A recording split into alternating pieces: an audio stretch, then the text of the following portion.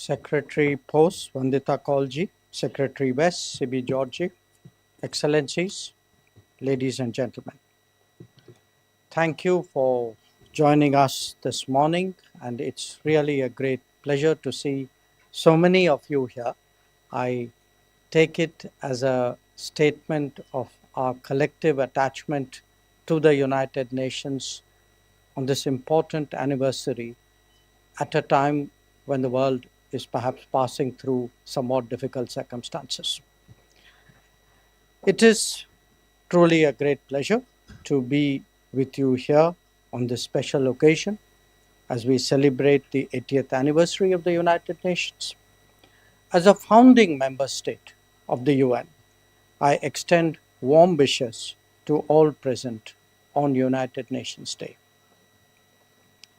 Let me begin by congratulating the Department of Sports, Ministry of Communications, for organizing this very successful open competition on MyGov portal to design the commemorative postage stamp celebrating UN at 80. As we heard from Secretary West, there were more than 740,000 entries which were received from students of classes 9 to 12 across the country and from arts colleges across India.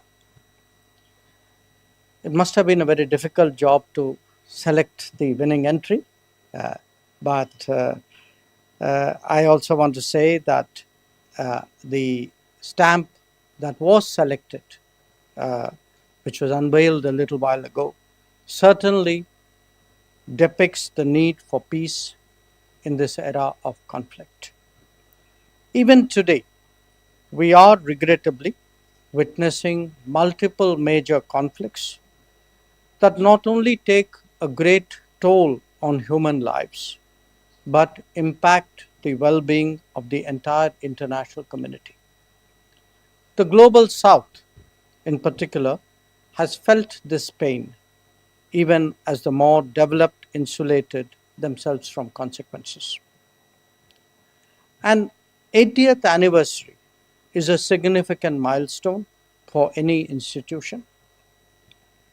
On UN Day, I would like to reiterate India's commitment to the ideals of peace and security, as well as development and progress.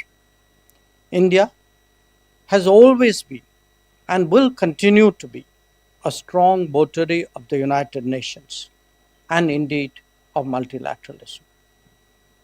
Our commitment to global peace and security is reflected, amongst others, in our staunch support for peacekeeping, and I'm very glad that the first day cover captures that particular facet as well. We visualize this as a fundamental obligation of a conscientious member.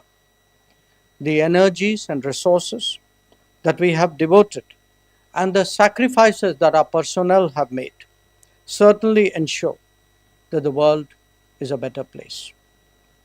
Significantly, just last week, we hosted a Chiefs of Army Staff conclave in New Delhi, which witnessed participation from 30 troop contributing countries. That said, we must also recognize that all is not well with the United Nations. Its decision making neither reflects its membership nor addresses global priorities. Its debates have become increasingly polarized and its working visibly gridlocked. Any meaningful reform is obstructed using the reform process itself. Now, financial constraints have emerged as an additional concern. How to sustain the UN even while seeking its reinvention is clearly a major challenge before all of us. Few examples are more telling about the challenges facing the UN than its response to terrorism. When a sitting Security Council member openly protects the very organization that claims responsibility for the barbaric terror attack such as at Pahalgam, what does it do to the credibility of multilateralism?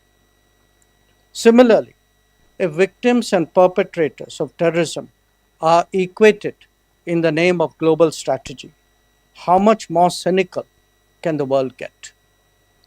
When self proclaimed terrorists are shielded from the sanctioning process, what does it say for the sincerity of those involved? If the maintenance of international peace and security has become lip service, the predicament of development and socio-economic progress is even more serious.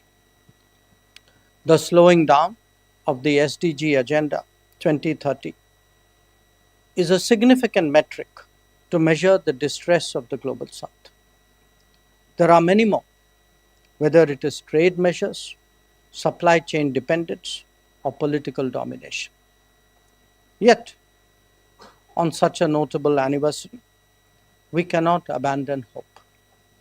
However difficult, the commitment to multilateralism must remain strong. However flawed, the United Nations must be supported in this time of crisis.